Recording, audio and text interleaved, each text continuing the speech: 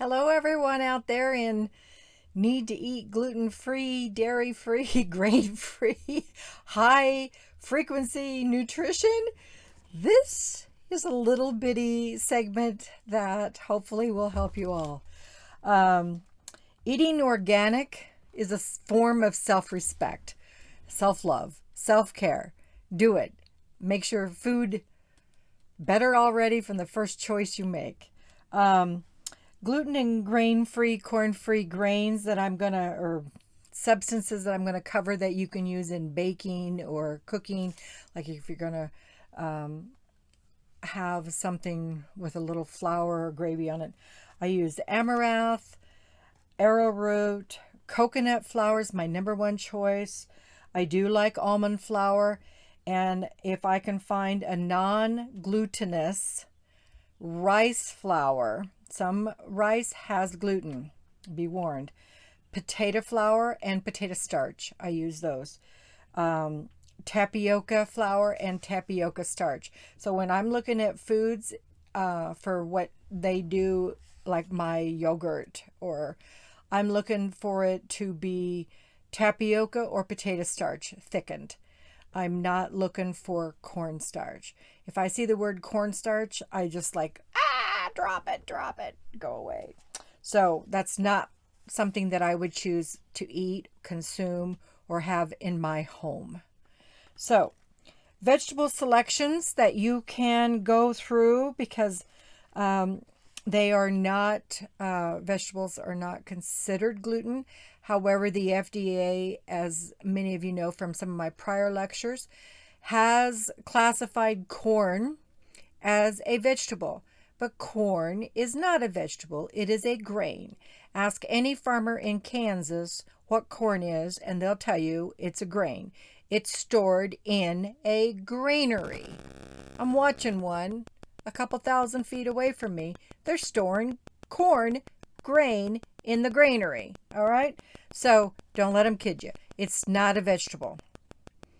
And it's got Zen. Zein is the protein gluten that's in corn. So knock the corn out of your world. Watch out for cornstarch, modified food starch, modified cornstarch, corn syrup, or any store-bought product options with the name corn, dextrose, maltodextrose, and you might want to Google all the hidden names for corn, because corn is still causing gluten-free and celiac patients issues. So what you can choose for your vegetables are your spinach, any other dark leafy green. You can do them juiced, you can do them raw, you can do them frozen. You can do your onions, your chives, again, raw, fresh, frozen, dried, doesn't matter. Garlic of all types, juiced, canned, raw. Eat it. Eat a lot of it. Olives of all types. Tapenade, you can chop it up and preserve it. You can do just all kinds of things with olives. And olive oil is perfectly acceptable. Capers. They look like little olives, but they don't have the seed in them. So all varieties, fresh, canned, raw, they're just divine. Artichokes, fresh, pickled, canned, raw, very, very good for you. Very good.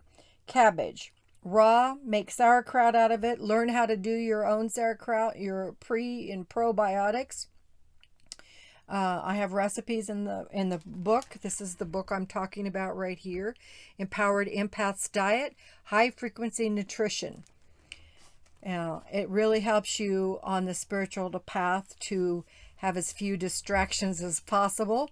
And eating healthy and clean and is honoring yourself, your self-respect, your self-care, your self-love is in what your food sources are. So start there and then branch out, okay?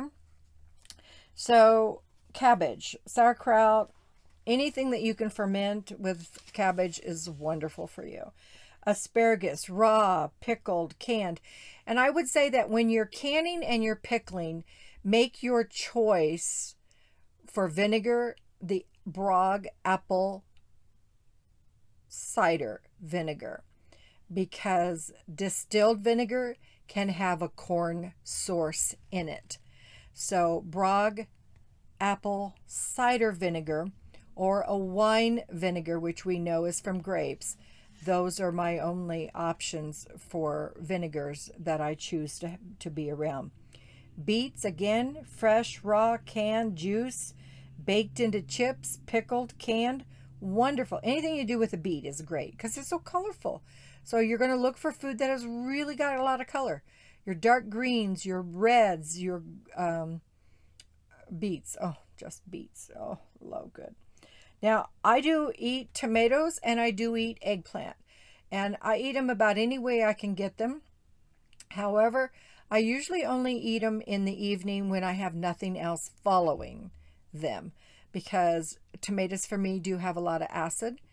And if I'm up another few hours, through 4 or 5 hours after I eat them, then I do really well. But if I go to sleep with an eggplant or tomato on my stomach and it's kind of not digested, I get a lot of heartburn. So, and sometimes a little bit of bloat. And there's been some doctors come out about information around the nightshades and that type of thing. And so you're going to have to feel into that one. I do not have that experience, but I know many, many people that do. So honor what your body is telling you. That is self-respect. So okra, any way you can get it. I love the dried and with the Himalayan salt on it. I just love it. I almost can't stop eating it. I know that canned and frozen is also very good for you. My note about canned vegetables, whether you do them at home in your own home or you buy them an organic in a metal can, is always rinse them. Get that extra salt content off of there. Green beans, for me, it's the Italian fresh cut. I love them. And I put a little bit of organic brown sugar on it. And, oh, it's how Grandma made them. I love them. I love them. I love them. Squash, any variety of squash. They used to say to me that, well, it's garden season. Here comes the squash. Dr. Copeland's in the garden growing squash.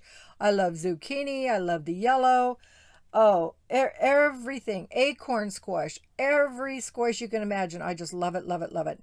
And I love doing things with it. I love giving it away. I love feeding people with it. It just makes me happy. Squash is just a happy food. You can also get it canned, and you can can your own from your own organic garden. So, hey, squash, it's a deal. I don't know why restaurants don't serve more of it. It's upsetting. Anyway, garbanzo beans, it's also called chickpeas in some cultures. You can get it fresh. You can do them canned. You can do them frozen. You can pickle them. You know, oh my God, they're so good. They're so, so good. Again, grow your garden organic. Okay. And then just get the best choices off the shelf for your Himalayan salt, your Bragg's apple cider. And, you know, next year, your food bill's going to be a lot less.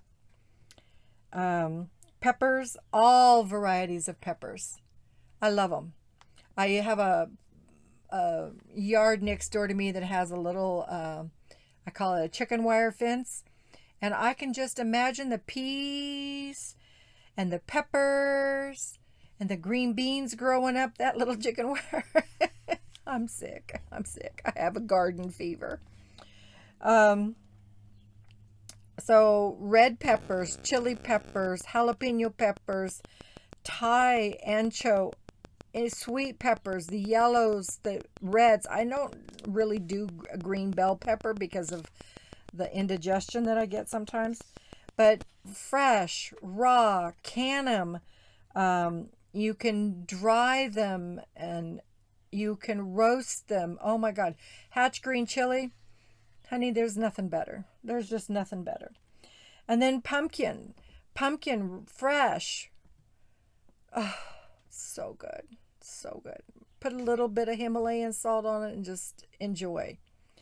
Watermelon to me is just heaven, along with my pumpkin in the garden. And the flavors the flavor of the watermelon similarly impresses more sweetness into the pumpkin, and the pumpkin's meatiness really enriches my watermelon. So I frequently grow those almost side by side, but that's me, and I've done it for years.